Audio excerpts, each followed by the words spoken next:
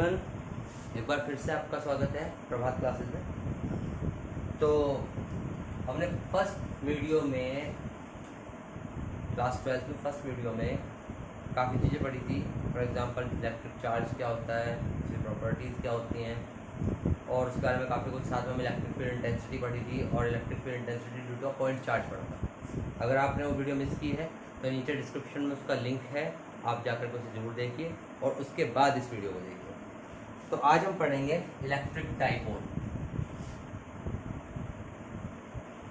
Electric dipole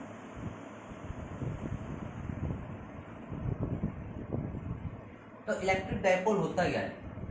अगर हम दो चार्जेस को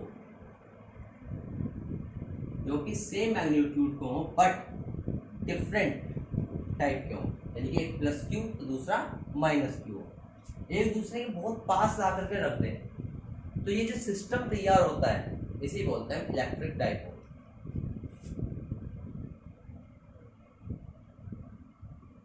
दो इक्वल एंड अपोजिट चार्जेस अगर बहुत स्मॉल डिस्टेंस पर ला करके हम रख दें तो ये जो सिस्टम तैयार होगा इसे बोलते हैं इलेक्ट्रिक डाइपोल। जिन पॉइंट्स पर चार्जेस रखे होते हैं इन्हें बोलते हैं poles.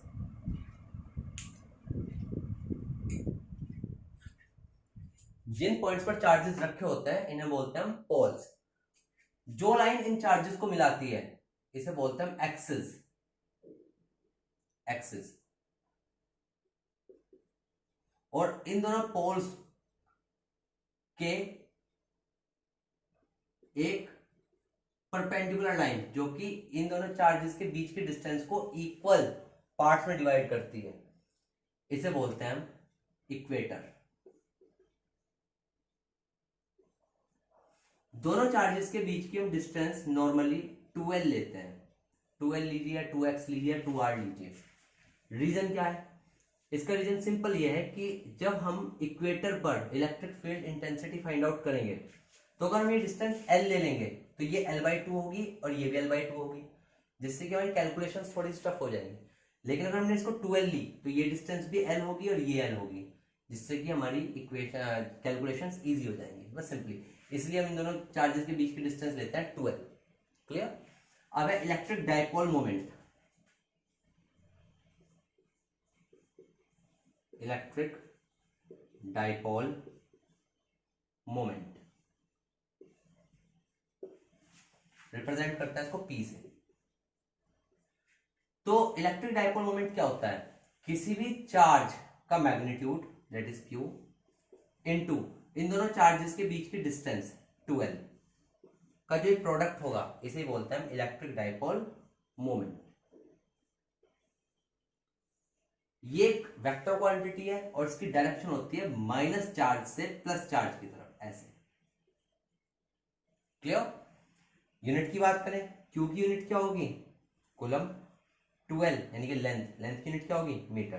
Coulomb metre is the unit of electric dipole moment. तो आज जो हम पढ़ने जा रहे हैं वो पढ़ने जा रहे हैं मेन इलेक्ट्रिक डाइपोल मोमेंट की वजह से उसकी एक्सिस पर इलेक्ट्रिक फील्ड इंटेंसिटी और उसकी इक्वेटर पर इलेक्ट्रिक फील्ड इंटेंसिटी। तो पहले हम बात करेंगे electric field intensity at an axial point. Electric field intensity that is E at axis. Axis पर electric field intensity find out करेंगे। कैसे करेंगे, ध्यान से समझिए।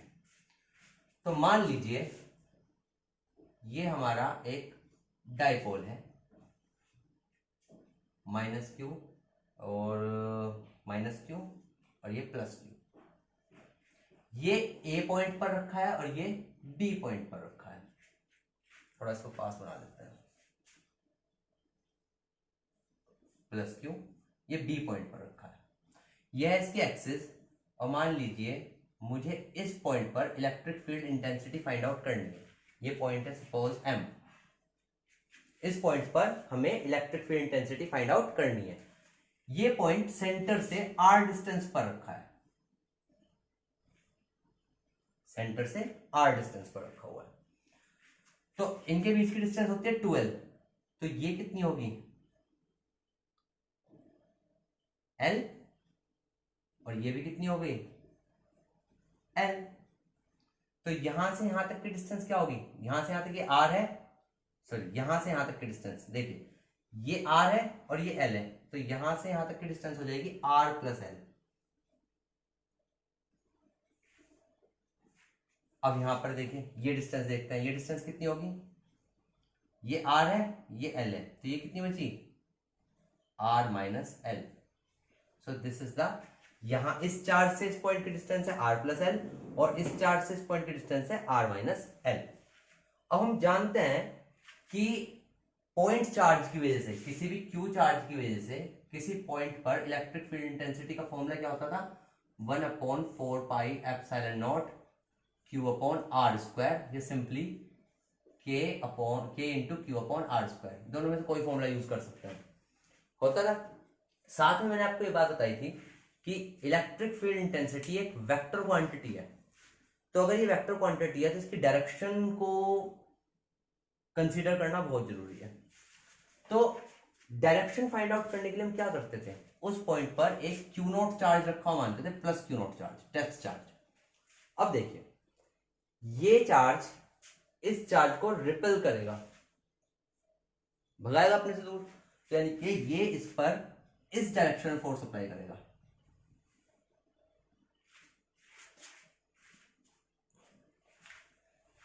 क्योंकि ये बी पॉइंट पर रखा है, तो मान लीजिए इसने इस पर इधर की तरफ एफ बी फोर्स लगाया, तो इसकी वजह से इलेक्ट्रिक फील्ड इंटेंसिटी आएगी इधर की तरफ ई बी। जबकि ये चार्ज इस चार्ज को अट्रैक्ट करेगा, यानी कि इसकी वजह से इलेक्ट्रिक फील्ड इंटेंसिटी इधर की तरफ आएगी, कितनी है, मान लो ई ए। इसकी वजह से electric field intensity E B और इसकी वजह से electric field intensity E A, इस तरफ आएगी। तो पहले हम ई बी की बात करते हैं, ई बी कितना होगा, E B will be equal to q k q upon this square, इस पॉइंट से इस चार्ज की दूरी कितनी है, डिस्टेंस आर माइनस एल। तो इसकी वजह से electric field intensity E B equal to क्या होगी, q upon k q upon इस डिस्टेंस का square, k q upon are minus L का स्क्वायर। सिमिलरली ई ए क्या हो जाएगा, के क्यू अपॉन इस चार्ज की डिस्टेंस कितनी है इस पॉइंट से, r plus l, that is r plus L का होल स्क्वायर। अब देखिए इलेक्ट्रिक फील्ड इंटेंसिटी का रिजल्टेंट फाइंड आउट करना है, तो एक इलेक्ट्रिक फील्ड इंटेंसिटी इधर है, एक electric field intensity opposite direction में है। तो रिजल्टेंट कैसे फाइंड करते हैं, 11th क्लास में वेक्टर्स में हमने पढ़ रखा है कि अगर दो वेक्टर क्वांटिटीज एक दूसरे के अपोजिट होती हैं तो उनका रिजल्टेंट बड़े वाले वेक्टर क्वांटिटी में से छोटे वाली वेक्टर क्वांटिटी को माइनस करके कैलकुलेट कर सकते हैं। तो यहां पर बात ये आती है कि ई बी बड़ा है या ई ए बड़ा है। ऑब्वियस सी बात है, ये चार्ज पास है तो ई बी बड़ा होगा और ई ए, ये चार्ज क्योंकि इस पॉइंट से दूर है तो ई ए क्या होगा, छोटा। तो ई बी बड़ा है और ई ए छोटा है, यहां पर E B is greater than E A. तो नेट इलेक्ट्रिक फील्ड क्या हो जाएगा, नेट इलेक्ट्रिक फील्ड किसके इक्वल होगा, E equal to E B minus E A. E B की वैल्यू ये रही और ई ए की वैल्यू ये रही, पुट करो ये वैल्यूज। अच्छा, रिजल्टेंट की डायरेक्शन किधर होगी, बड़े वाले की तरफ, यानी कि इधर की तरफ करते हैं। पहले ये माइनस ये, जब मैं दिस माइनस दिस करूंगा तो k इंटू क्यू कॉमन आ जाएगा, अंदर क्या बचेगा, 1 अपॉन आर माइनस एल का whole square minus 1 upon R plus L का whole square. R minus L R plus L कर एलसीएम क्या होता है, R square minus L square का होल स्क्वायर, पुट करते हैं K Q R square minus L square का whole square, ये इधर आएगा और ये इधर जाएगा, आर प्लस एल का whole square minus r minus L का होल स्क्वायर, राइट। अब थोड़ा सा रब करना पड़ेगा मुझे,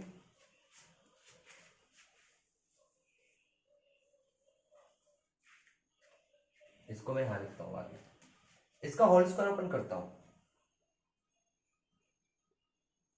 के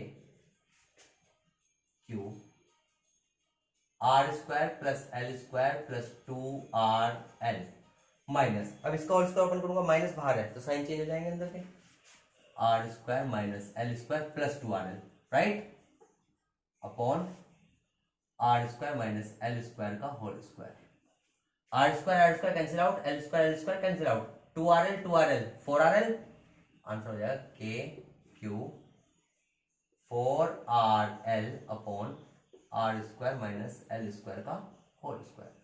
अब देखिए जो ये एल डिस्टेंस है ये आर के कंपैरिजन में बहुत छोटी होती है, क्योंकि मैंने पहले बताई थी ये बात कि इलेक्ट्रिक डायपोल कब जनरेट होता है, जब दो इक्वल एंड अपोजिट चार्जेस को बहुत पास ला कर रख दें। तो ये डिस्टेंस बहुत कम थी तो उसकी हाफ और कम हो जाएगी और एल स्क्वायर और भी ज्यादा कम हो जाएगा, यानी कि हम एल स्क्वायर को नेग्लेक्ट कर सकते हैं, तो एल स्क्वायर को छोड़ दीजिए, तो आर स्क्वायर का स्क्वायर आर की पावर 4 हो जाएगा। तो क्या आएगा आंसर, इसे यहां पर आ रहा है k Q 4rl upon are की पावर 4, एक आर से एक आर कैंसिल, यहां रह जाएगा आर की पावर 3। अब मैं इसका ऐसे लिखता हूं के q 2l into 2 upon r q, 4 को मैंने 2 इंटू 2 लिख दिया। अब इसको देखिए क्या है, q इंटू 12 ई होता है इलेक्ट्रिक डायपोल मोमेंट, पुट कर दीजिए तो ई इक्वल टू आ जाएगा k 2p upon r cube.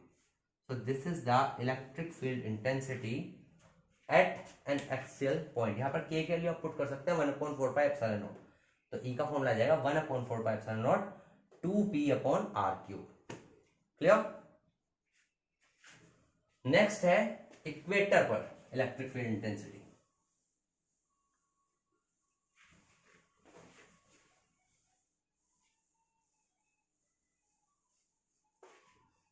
Electric field intensity at equator.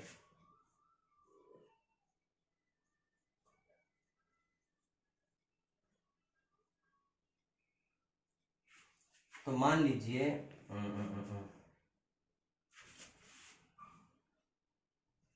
ये प्लस क्यू चार्ज है और ये माइनस क्यू चार्ज है, ये इसकी इक्वेटर है, ये डिस्टेंस होगी L और ये डिस्टेंस भी होगी L। ये पॉइंट है मान लीजिए A और ये पॉइंट है मान लीजिए B। हमें इक्वेटर पे इस पॉइंट पर electric field intensity find out करनी है। मान लीजिए सेंटर O से R डिस्टेंस पर है ये पॉइंट, तो फिर से मैं यहां पर एक क्यू नॉट चार्ज रखा मानूंगा, ये इसको रिपेल करेगा,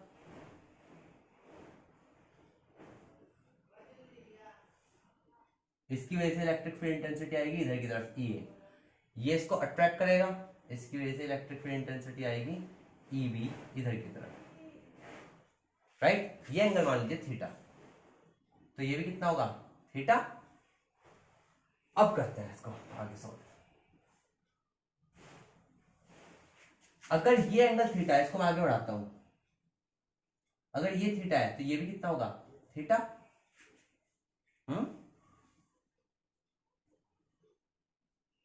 ईबी का इस तरफ कंपोनेंट कहां क्या होगा ई बी कोस थीटा, जबकि ई ए का इधर की तरफ कंपोनेंट क्या होगा ई ए कोस थीटा। ई ए का इधर की तरफ कंपोनेंट क्या होगा ई ए साइन थीटा और इसका इधर की तरफ कंपोनेंट क्या होगा E B sine theta, right. ये है एल, ये है आर, तो ये डिस्टेंस कितनी होगी पाइथागोरस से √r² प्लस l², ये और ये भी इतनी होगी, है ना। अब देखिए यहां पर इसकी वजह से ई ए की बात करते हैं, क्योंकि चार्ज क्यू है डिस्टेंस भी सेम है, तो क्या ई ए और ई बी दोनों का मैग्नीट्यूड सेम होगा, क्योंकि दोनों ही ई ए और ई बी के लिए चार्ज भी सेम है और डिस्टेंस भी सेम है, तो ई ए और ई बी का दोनों का मैग्नीट्यूड सेम होगा, डायरेक्शन भले ही अलग हो, ई ए की डायरेक्शन ये है, ई बी की डायरेक्शन ये है, बट मैग्नीट्यूड दोनों का सेम है। अगर मैग्नीट्यूड सेम है तो इसका जो कंपोनेंट है ई ए कॉस थीटा और ई बी का जो कंपोनेंट है ई बी कॉस थीटा, ये दोनों क्या हो जाएंगे कैंसिल आउट, क्योंकि दोनों सेम है, जितना ऊपर है उतना ही नीचे है, तो इसने इसको क्या कर दिया कैंसिल। लेकिन ये दोनों एक ही डायरेक्शन में है, अगर ये एक ही डायरेक्शन में है तो रिजल्टेंट क्या हो जाएगा जुड़ जाएगा, तो रिजल्टेंट क्या होगा, E A sine theta plus E B sine theta, but हम जानते हैं ई ए और ई बी सेम है, तो मान लीजिए ई डैश है, let E A and E B are equal to E dash, तो पुट कर दीजिए E dash sine theta, E dash sine theta, that is 2 E dash sine theta. अब E dash के लिए फाइंड आउट करता है, ई dash क्या है, ई डैश क्या है, इसकी वजह से या इसकी वजह से इस पॉइंट पर इलेक्ट्रिक फील्ड इंटेंसिटी का मैग्नीट्यूड क्या होता है, k q upon are square, but r कितना है यहाँ पर, ये डिस्टेंस या फिर ये डिस्टेंस, यानी कि इसका स्क्वायर करेंगे तो अंडर रूट हट जाएगा, क्या बचेगा r square plus L square, ये वैल्यू पुट कर दीजिए यहाँ पर। तो ई डैश इक्वल टू क्या होगा, सॉरी ई इक्वल टू क्या होगा, 2 k q upon are square plus L square into sine theta. अगर मैं साइन थीटा यहां से कैलकुलेट करूं, साइन थीटा इक्वल टू क्या होता है, परपेंडिकुलर अपॉन हाइपोटेनियस, यानी कि l upon this, l upon under root r square plus L square, under root को मैं लिख सकता हूं की पावर 1/2, यहां पर r square plus L square की पावर है 1, यहां पर r square plus L square की पावर है 1/2, तो 1 और 1/2 को जब ऐड करेंगे 3/2 हो जाएगा, पुट करिए 2k QL upon are square plus L square की पावर 3/2। अब फिर से वही कॉन्सेप्ट, एल क्योंकि बहुत छोटा है तो एल स्क्वायर और भी छोटा होगा, तो हम एल स्क्वायर को नेग्लेक्ट कर सकते हैं, तो आर स्क्वायर की पावर 3/2, 2 से 2 कैंसिल, आर क्यूब बचेगा, 2k QL upon r cube, 2QL क्या होता है वापस P, तो आ जाएगा K P upon r cube, ये आ गया इक्वेटर पर, ये आ जाती है इक्वेटर पर इलेक्ट्रिक फील्ड की। तो एक्सिस पर क्या वैल्यू थी, E axis K 2P upon r cube, जबकि इक्वेटर पर क्या है K P upon r cube. अगर मैं इसको इससे डिवाइड करूं तो K P आर क्यूब सब कैंसिल आउट हो जाएगा, क्या बचेगा 2, यानी कि E axis upon E equator equal to होता है 2। Clear? So that's all for today, next video का इंतजार कीजिए, तब तक के लिए बाय बाय।